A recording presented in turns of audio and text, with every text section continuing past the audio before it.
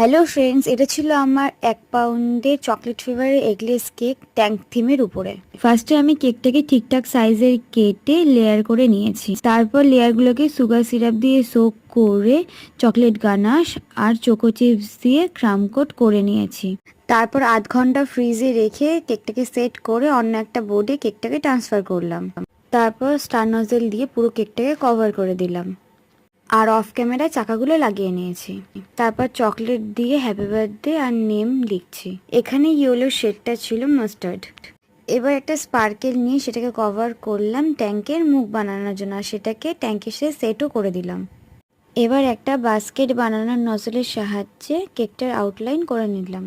আমার কেকটা কমপ্লিট হয়ে গেছে। এবার এর উপরে একটা আর্মি টয় আর একটা ফ্ল্যাগ অ্যাড করলেই কমপ্লিট হয়ে যাবে। ক্লায়েন্ট ইউএস এর ফ্ল্যাগ দিতে বলেছিল, ফ্ল্যাগটা আমি উল্টো লাগিয়েছিলাম, পরে আবার ঠিক করে নিয়েছি। এটা কেমন হলো অবশ্যই কমেন্টস করে জানাবেন।